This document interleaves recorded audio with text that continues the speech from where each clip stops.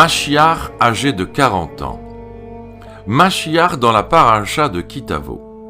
Notre section de la semaine Kitavo est connue pour être composée de malédictions, celles qui sont imposées à tout celui qui ose transgresser les paroles de la Torah.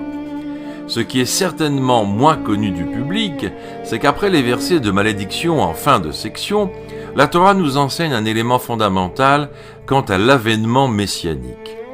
Moïse, notre maître, dès le début de ce 5e livre, entame son dernier monologue en adressant un message important au peuple d'Israël. Et jusqu'à ce jour, le Seigneur ne vous a pas encore donné un cœur pour ressentir, des yeux pour voir, ni des oreilles pour entendre.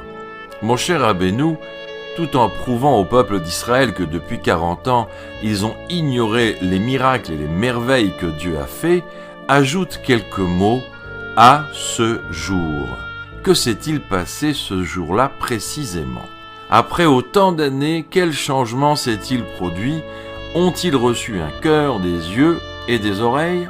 Rachi se voit obligé d'expliquer.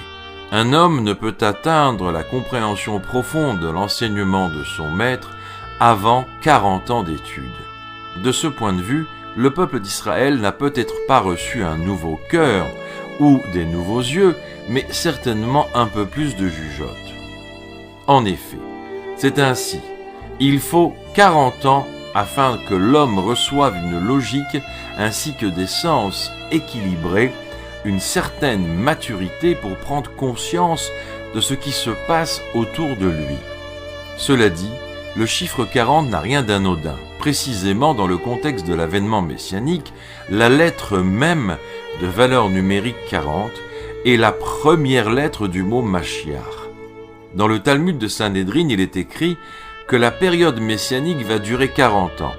De prime abord, cette annonce paraît un peu simplette. Est-ce possible 40 ans? Est-ce que tout le travail acharné durant plus de 2000 ans d'exil pour seulement 40 ans, c'est tout?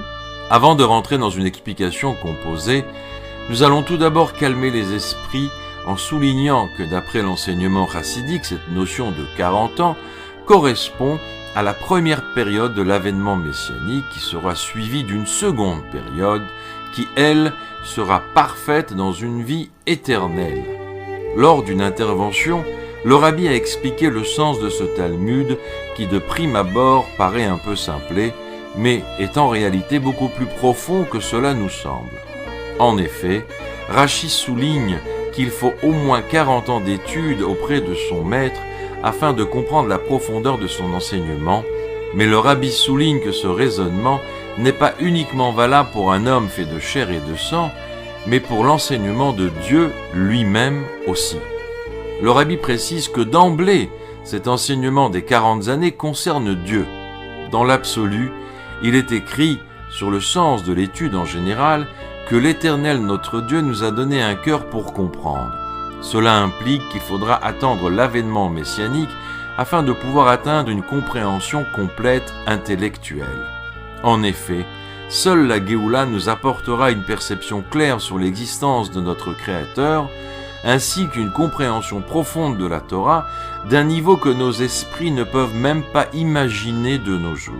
Ce n'est pas sans raison que le Midrash souligne « La Torah que l'homme étudie dans ce monde est totalement vaine par rapport à l'enseignement de la Torah par le Messie ». L'époque de la Géoula allusionnée par le chiffre 40 représente la perfection de la compréhension, la Bina, que l'homme pourra atteindre l'ultime capacité de saisir Dieu ainsi que sa Torah au plus haut niveau. Shabbat Shalom.